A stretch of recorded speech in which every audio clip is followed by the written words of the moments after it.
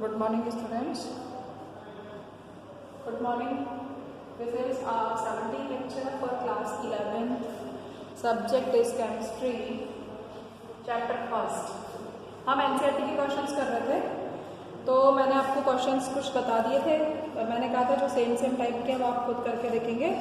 तो आज हम रिमेनिंग क्वेश्चंस कर रहे हैं जो मुझे लग रहा है कि डिफिकल्ट है, बाकी आप लोग करिएगा।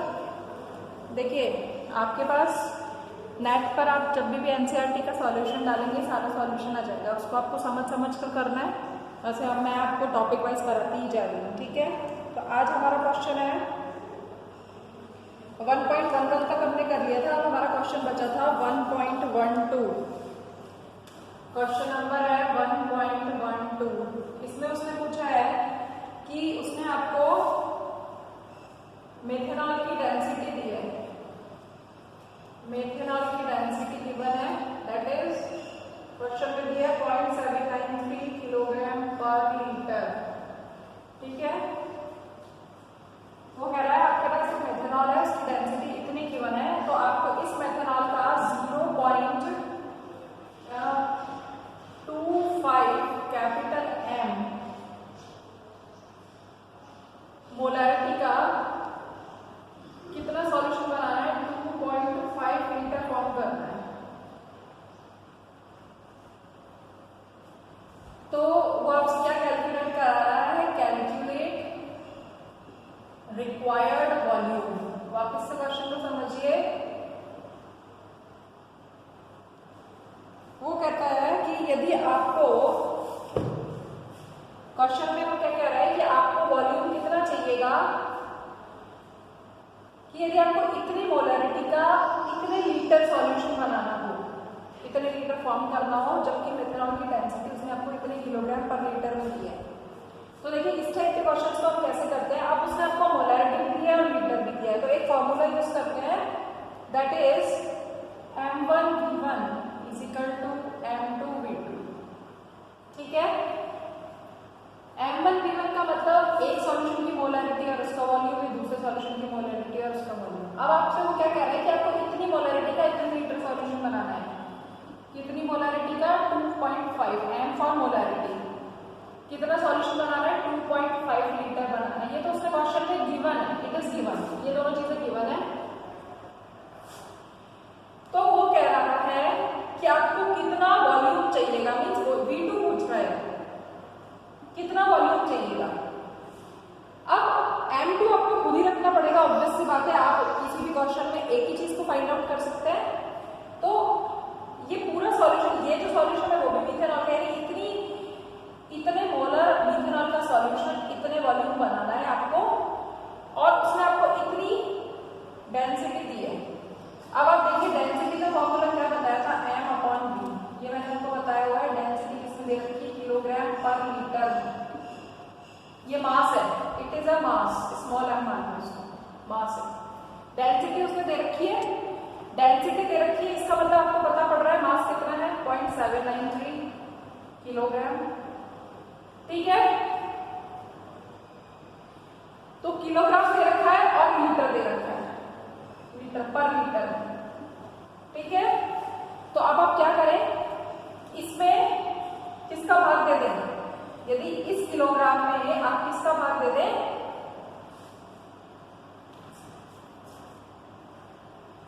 मोलर मास का भाग दे दें, तो मिथेनॉल का मोलर मास कितना होगा, देखो CH3OH। CH3OH कितना होता है, 12 + 16 + 4, तो कितना हो गया, 32 हो गया, ठीक है। ये मोलर मास हो गया 32, क्लियर। यदि हम मोलर मास का भाग लगा देंगे तो ये चीज क्या हो जाएगी, इट विल बी मोल। लेकिन आपको यहाँ पर देखा है ये किलोग्राम में और ये ग्राम में, तो इसको आपने क्या कर दिया, 10⁻³ से मल्टीप्लाई कर दिया, तो ये भी ग्राम में हो गया और ये भी ग्राम में हो गया, ठीक है, क्लियर। तो क्या हो जाएगा, 0.793 × 10⁻³ जब आप इसको सारे को सॉल्व करेंगे तो ये आ जाएगा 224.87 × ठीक है। वॉल्यूम आपको निकालना ही है। ये मोल हो गए, मोलैरिटी मोल पर लीटर, यानी पर लीटर में कितना मोल है, 0.25 M × 25.3 लीटर। इसको सॉल्व करेंगे तो ये आंसर आ जाएगा, इधर गुणा होगा, ये डिवाइडेशन में चला जाएगा। समझ में आ गया? इतने मोलर सॉल्यूशन, इतने वॉल्यूम चाहिए, तो आपको उससे जो डेंसिटी दी है उससे मोल फाइंड आउट कर लेंगे। क्लियर? इसको करके देखना, यदि नहीं आए तो पूछ लेना। नेक्स्ट क्वेश्चन देखिए 1.30। अब 1.30 में क्या है, उसने आपको जो क्वेश्चन 1.30 है दैट इज 1.30, ठीक है। 1.30 में देखो उसने आपको क्या कहा है, उसने क्वेश्चन में कहा है कि आपको उसने प्रेशर बताया है, प्रेशर की यूनिट दी है pascal. 1 pascal equals to newton पर मीटर स्क्वायर। मैंने आपको जब यूनिट्स बताई थी तो कुछ यूनिट्स बताई थी, तो प्रेशर को हम बार में नापते हैं, एटमॉस्फेयर में नापते हैं, 760 mm मरकरी में नापते हैं, पास्कल में नापते हैं, न्यूटन पर मीटर स्क्वायर में डालते हैं। तो वो कह रहा है कि पास्कल में उसने क्वेश्चन को कहा है कि यदि जो आपका सी सरफेस है, समुद्र का जो तल है, सी सरफेस पर उसने आपको एयर का मास दिया है 1034 ग्राम पर सेंटीमीटर स्क्वायर। उसने आपको क्या दिया है, मास ऑफ एयर दिया है। मास ऑफ एयर इज 1034 ग्राम पर सेंटीमीटर स्क्वायर। यही दिया ना क्वेश्चन में, हाँ, ग्राम पर सेंटीमीटर स्क्वायर। तो वो कह रहा है कि प्रेशर को कैलकुलेट करिए, इसको कैलकुलेट करिए प्रेशर, वो भी पास्कल। देखिए प्रेशर क्या होता है, प्रेशर होता है फोर्स अपॉन एरिया, सबको पता है पर यूनिट एरिया पर जो फोर्स लगता है, ठीक है। और फोर्स क्या होता है, मास इनटू एक्सेलरेशन अपॉन ए यहाँ पर एरिया, ए एक्सेलरेशन है। समझ में आ रहा है? अब क्योंकि उसने कहां पर पूछा है, सरफेस पर पूछा है, सी के सरफेस पर, सी के सरफेस पर, तो ये एम एक इसमें कन्वर्ट हो जाएगा, एम जी अपॉन ए में कन्वर्ट हो, जी क्या हो जाएगा है ग्रेविटी, ठीक है। सरफेस पर क्या लगने लगती है, ग्रेविटी लगने लगती है, ठीक है। तो हम इसको एम जी मान लेते हैं। क्लियर? ठीक। तो अब आप देखिए, आपको मास दे रखा है उसमें कितना, 1034, ठीक है। किसमें दे रखा है, ग्राम में, ये ग्राम में दे रखा है, और एरिया आपको दे रखा है उसने सेंटीमीटर स्क्वायर में, ठीक है। और पास्कल को आपसे किसमें निकालवा रहा है, पास्कल की यूनिट क्या होती है, न्यूटन पर मीटर स्क्वायर। तो आप इसको चेंज करेंगे ना, यदि सेंटीमीटर क्या है तो उसको मीटर में बदलेंगे, ऑब्वियस सी बात है, ठीक है। तो आप यहाँ पर क्या करेंगे, इस ग्राम को किलोग्राम में बदलेंगे। समझ में आ रहा है? इस ग्राम को किलोग्राम में बदलेंगे, तो किलोग्राम में बदलने के लिए क्या करेंगे, 1 kg बराबर कितना होता है, 10⁻³ ग्राम। तो 1 ग्राम बराबर कितना हो जाएगा, 1/10⁻3। तो कितना हो जाएगा, इसको यदि मैं 10⁻1000 से भाग लगा दूं तो ये क्या हो गया, अब ये ग्राम नहीं रहा, अब ये क्या हो गया, किलोग्राम हो गया। यहाँ तक समझ में आ रहा है? ठीक है। और आपको पता है 1 मीटर में कितना सेंटीमीटर होता है, 1 मीटर में 100 सेंटीमीटर होता है। तो 1 मीटर स्क्वायर में कितना हो जाएगा, 1 मीटर में होता है 100 सेंटीमीटर। तो 1 मीटर स्क्वायर में कितना सेंटीमीटर स्क्वायर हो जाएगा, 4 सेंटीमीटर स्क्वायर हो जाएगा। समझ में आ रहा है? तो 1 सेंटीमीटर स्क्वायर कितने मीटर के बराबर होगा, 1 सेंटीमीटर स्क्वायर निकाल लोगे आप, कितना हो जाएगा, 1/10⁻⁴। ऊपर जाएगा तो 10⁻⁻⁴ हो जाएगा। तो 1 सेंटीमीटर स्क्वायर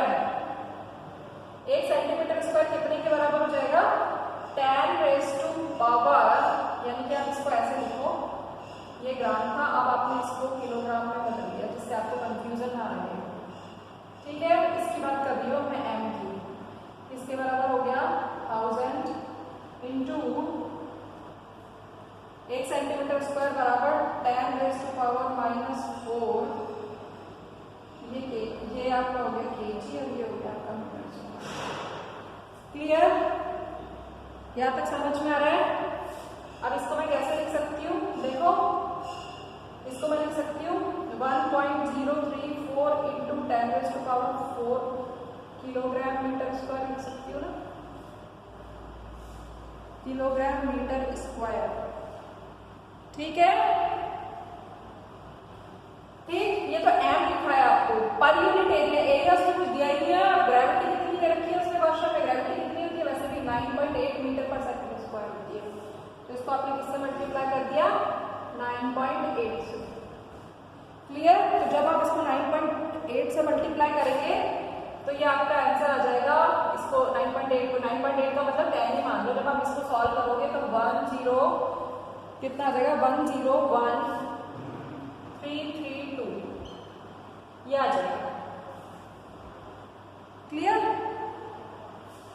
ये क्या है, मीटर पर सेकंड स्क्वायर, मीटर पर सेकंड स्क्वायर है 9.8 मीटर पर सेकंड स्क्वायर।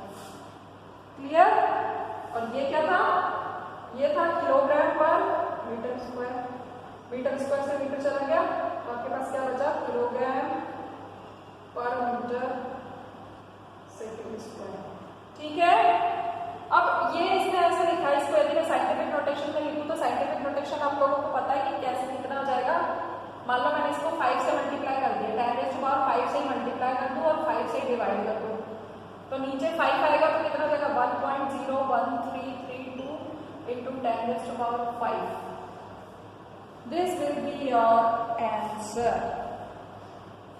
ठीक है, 1.01332 इंटू 10⁻5 पास्कल। ये यूनिट जो है इट्स इन पास्कल। क्लियर। तो ये क्वेश्चन थोड़ा मतलब इसमें प्रेशर से उसने ये वैल्यू निकलवाई है कि प्रेशर इन पास्कल कितना होता है, तो इतना पास्कल होता है। ठीक है, ये अभी हम 6th चैप्टर में फिर से पढ़ेंगे। क्लियर। नेक्स्ट क्वेश्चन देखिए, उसने मास का ऐसा ही पूछा है यूनिट, तो वो तो आप बता देंगे कौन सी है ऐसा यूनिट। ऐसा यूनिट है किलोग्राम। हम जनरली ये यूनिट का मतलब हम जो अभी और पढ़ते हैं, फिजिक्स में पढ़ते हैं, केमिस्ट्री में तो बहुत कम यूज होता है, कहीं कहीं पर यूज होता है। फिर नेक्स्ट क्वेश्चन है, उसमें आपको प्रीफिक्सेस दे रखा है उसने, माइक्रो, डेका वगैरह इस तरीके से क्वेश्चन दे रखा है, तो वो आप देख लेंगे। माइक्रो कितना होता है, 10⁻⁻6 होता है, डेका का मतलब 10 होता है। ये आपको याद करना है, आपकी बुक में आगे टेबल है और मैंने नोट्स में भी प्रोवाइड किया। ठीक है। फिर क्वेश्चन नंबर 1.17 देखिए, क्वेश्चन नंबर 1.17। क्वेश्चन नंबर 1.17 में उसने आपको एक सैंपल दिया है वाटर का, उसमें क्लोरोफॉर्म प्रेजेंट है। तो वो बोल रहा है कि जो पॉल्यूशन का लेवल है वो कितना है, 15 ppm। एक वाटर सैंपल है, उस वाटर सैंपल के अंदर एक वाटर का सैंपल है, ये पानी है, इसके अंदर क्लोरोफॉर्म डिजॉल्व है, तो उसके कारण ये कैसी होती है, कार्सिनोजेनिक होती है, तो कैंसरस है ये। तो इसके कारण क्या हो रहा है कि ये पॉल्यूटेड हो गया। तो वो पूछ रहा है कि ये जो 15 ppm है, तो ये कह रहा है कि 15 ppm को आप किस में कन्वर्ट करें, percentage W by capital W में कन्वर्ट करें। ठीक है। अब देखिए क्या होता है, ये जो ppm है ना, ये भी यूनिट होती है, पार्ट्स पर मिलियन। पार्ट्स पर मिलियन का 1 पार्ट मतलब जिस भी चीज का पार्ट होगा, 1 part in 1 million part, 1 million part. कोई भी चीज डिसॉल्व है 1 पार्ट, पार्ट्स पर मिलियन। एक किसी भी चीज का एक पार्ट 1 मिलियन पार्ट में डिसॉल्व होगा तो उसे हम ppm कहेंगे। जैसे 15 ppm कहा है, इसका मतलब 15 पार्ट्स इन कितने मिलियन, 1 मिलियन का मतलब क्या होता है, 10⁻6 पार्ट। 1 मिलियन को क्या कहते हैं, 10⁻6 पार्ट। यानी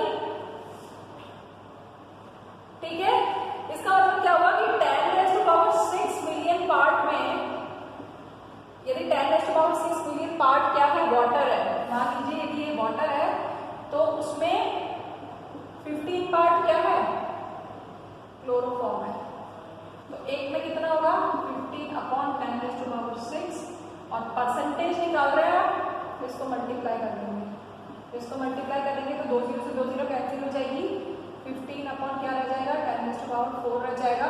इसको मैं ऐसे लिख सकती हूँ 1.5 × 10⁻³ percentage W by capital W। Clear? ये आपको समझ में आ रहा है कि पार्ट्स पर मिलियन का मतलब क्या है कि कोई भी चीज एक पार्ट जो है वो 1 मिलियन पार्ट में डिसॉल्व है। तो अब पानी का सैंपल है वो कितना है, 1 मिलियन पार्ट है, 1 मिलियन में कितना डिसॉल्व है, 15 पार्ट।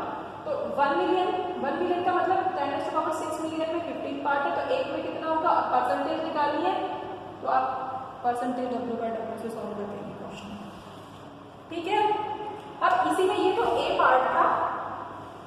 अब सेकंड पार्ट देखिए, सेकंड पार्ट में आपसे क्या कह रहा है, सेकंड पार्ट में कह रहा है कि इसी सैंपल में अब आपके पास ये आ गया, आपको क्वेश्चन इससे सॉल्व करना है। ठीक है, तो अब वो कह रहा है कि अब वाटर सैंपल में जो क्लोरोफॉर्म है उसकी मोलैरिटी निकालनी है कि कितनी मोलैरिटी है, you have to find out the molarity. किससे, मोल फ्रैक्शन से। ऐसा क्वेश्चन मैंने आपको मोलैरिटी के टाइप में कराया था। अब आप देखो इसका मतलब क्या हुआ, W/W का मतलब मैं क्या लिख सकती हूँ, मैं लिख सकती हूँ कि 100 ग्राम वाटर कंटेन 1.5 into 10⁻³ ग्राम क्लोरोफॉर्म, ये लिख सकती हूँ ना। परसेंटेज W/W का मतलब क्या है, W तो क्या थी, सॉल्यूट, और W क्या था, कैपिटल सॉल्यूशन। मतलब 100 ग्राम वाटर सैंपल में तो दोनों चीज है ना, वाटर सैंपल कंटेन इतने ग्राम, तो 1 ग्राम में कितना होगा, 1.5 into 10⁻³ एक में कितना होगा, अपॉन 100। अब आपको मोलैरिटी निकालनी है। मोलैरिटी का मतलब कितने में निकालना है, 1 किलो में। मोलैरिटी किसमें होती है, आप देखो सॉल्वेंट में 1000 ग्राम में कितनी होगी, 1000 ग्राम में कितनी होगी, इसको आप 1000 से मल्टीप्लाई करेंगे। 1000 ग्राम का मतलब 1 kg में कितनी होगी। तो जब आप इसको सॉल्व करेंगे तो 2 0 से 2 0 कैंसिल हो गई, तो आपके पास क्या बचा, तो आपके पास देखो, ठीक है, तो आपके पास बचा 1.5 into 10⁻², 1.5 into 10⁻² मोलर सॉल्यूशन। समझ में आ रहा है, तो इसको इस तरीके से आप सॉल्व करेंगे।